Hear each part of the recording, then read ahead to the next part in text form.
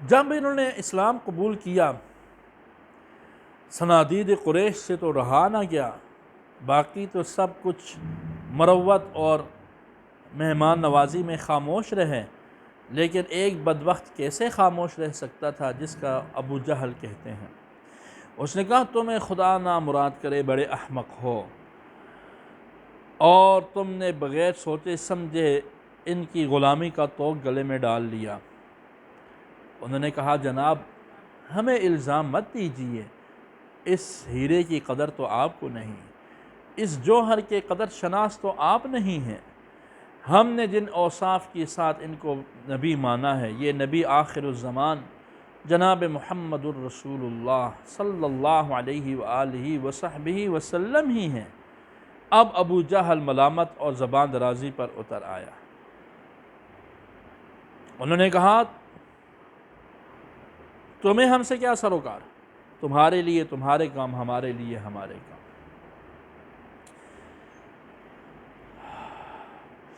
اسی کے بعد ایک اہم واقعہ حضرت حمزہ رضی اللہ تعالی عنہ کا مسلمان ہونا بھی ہے۔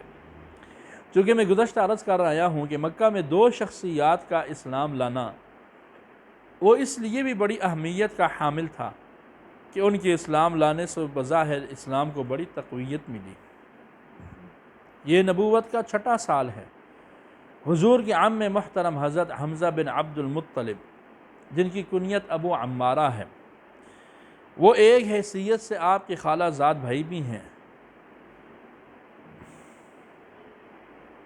اور چچا بھی ہیں اور رضاعی بھائی بھی ہیں، کیونکہ دونوں نے ابو لہب کی لونڈی سویبہ کا دودھ پیا تھا۔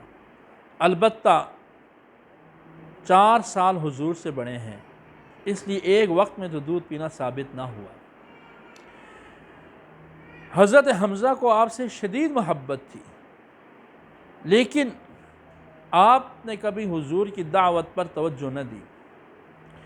وجہ یہ تھی یا تو اپنے کفر پر بہت پکے تھے اور بت پرستی میں مگن تھے، لیکن سیر نگاروں نے یہ بھی لکھا ہے کہ آپ کا عمومی مزاج سیر و تفریح اور شکار کا تھا، اور ان کاموں پر آپ زیادہ منہمک رہتے اور ان چیزوں کی طرف زیادہ توجہ نہ دی۔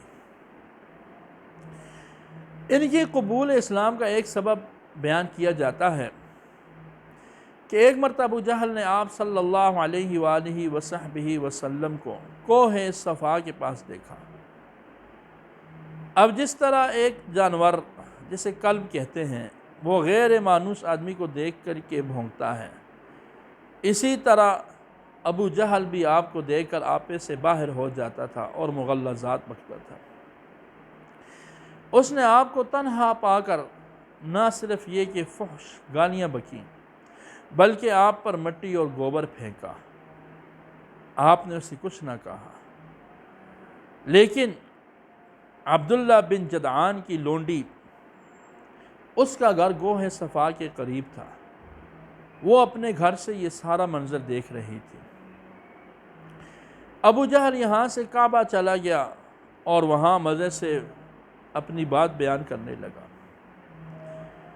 حضرت حمزہ شکار سے واپس تشریف لائے، کوہ صفا پر پہنچے تو وہ لوٹی کہنے لگی ابو عمار کاش تھوڑی دیر پہلے تم آتے تو اپنے چچا زاد بھائی کا حال دیکھتے۔ عمر ابن ہشام، ابو جہل کا نام عمر ابن ہشام تھا، اس نے کس طرح ان کو اپنے ظلم و ستم کا نشانہ بنایا۔ آپ نے یہ سنا رگے حمیت غصے سے بھڑک اٹھی۔ آپ تمام سرداران قریش میں بڑے غیور تھے، معاً وہاں تشریف لے گئے، سیدھا ابو جہل کا رخ کیا اور قریب پہنچ کر اپنے وہی کمان اس زور سے اس ازلی بدبخت کے سر پر ماری کہ سر پھوڑ کر کے لہو لہان کر دیا۔ کہنے لگے تو ہمیشہ حضور کو تکلیف دیتا ہے، تجھے شرم نہیں آئی کہ ایک بے گناہ کے پیچھے پڑا ہوا ہے؟ ابو جہل کو لہو لہان دیکھ کر اس کے قبیلہ بنو مخزومہ کے لوگ اٹھے، حضرت کی طرف بڑھے، بولے حمزہ اس کے سوا ہم کچھ نہیں کہہ سکتے کہ تم صابی ہو گئے ہو۔ انہوں نے کہا اچھا یہ بات ہے؟ مجھے کون سی چیز مانے ہے اسلام قبول کرنے میں؟ اور سنو، میں تمام عمائدین قریش کے سامنے اقرار کرتا ہوں کہ محمد اللہ کے رسول ہیں، وہ جو فرماتے ہیں وہ سراسر حق اور سچ ہے۔ ابو جہل یہ دیکھ کر کے کہ کہیں میری وجہ سے ہاشمی اور مخزومیوں میں لڑائی شروع نہ ہو جائے، فوراً کہنے لگا کہ ان سے کچھ نہ کہو، میں نے ان کے بھتیجے کو گالیاں دی۔ یہ اسلام کا وہ دور ہے کہ جب حاملین نبوت ابھی تک دار ارقم میں پناہ گزین ہیں۔ اپنے جذبہ انتقام کو تسکین دینے کے بعد حضرت حمزہ حضور کی خدمت میں آتے ہیں، فرماتے ہیں بیٹے بھتیجے خوش ہو جا، میں نے تیرا بدلہ لے لیا۔ فرمایا میری خوشی اس میں نہیں ہے، میری خوشی اس میں ہے کہ آپ اللہ کو مانیں اور غیر اللہ سے منقطع ہو جائیں۔ آج پہلا دن تھا کہ حضور نے آپ کو دعوت دی تھی، دین برحق کی طرف بلایا تھا۔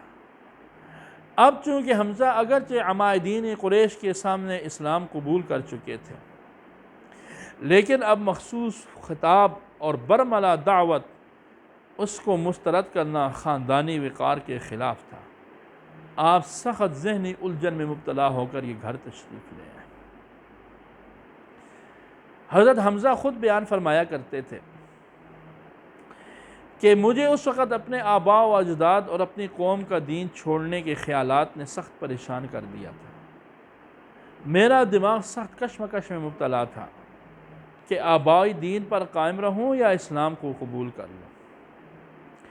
رات بڑی مشکل سے کٹی، دن کو میں کعبہ حاضر ہو گیا، نہایت تضرع اور خشوع خضوع سے اللہ کی بارگاہ میں عرض کیا کہ اے میرے خدایا، میرے باطن کی تشویش کو دور کر اور حق کے لیے میرے سینہ کھول دے۔ فرماتے دعا کا اثر یہ ہوا کہ باطل کے سارے خیالات میرے دل سے نکل گئے اور حق میرے دل پر کھل کر کے سامنے آ گیا۔ حضرت حمزہ حضور کی خدمت میں آئے، دل کھول کر کے رکھ دیا۔ توحید کے مناد اعظم حضور صلی اللہ علیہ وآلہ وصحبہ وسلم نے استقامت کی دعا فرمائی۔ اب جب آپ کے دل میں اسلام اترا تو کس جوش جذبے سے اترا اور اس کا اثر مکے پہ کیا پڑا۔ آپ کے اسلام کی خبر ایسی ہرگز نہ تھی کہ بس ٹھنڈے کانوں سن کے خاموشی اختیار کی جاتی ہے۔ شہر میں سناٹا چھا گیا، بت پرستوں کے حلقوں میں اضطراب دوڑ گیا۔ معلوم ہوتا تھا کہ کوئی چمن اجڑ گیا ہے، کوئی پھول باقی رہا نہ کوئی کلیاں۔ قریش نے محسوس کر لیا نبوت کے سلطان عالی مرتبت کا مقام بڑھ چکا ہے۔ اب حمزہ ضرور ہر کام میں ان کی مدافعت کریں گے، ان کا دفاع کریں گے۔ اب آپ صلی اللہ علیہ وآلہ وصحبہ وسلم کو ایذا اور تکلیف دینے سے پہلے کفر سوچنے پر مجبور ہو گیا۔ آخر حمزہ اسد اللہ و اسد الرسول جو تھے۔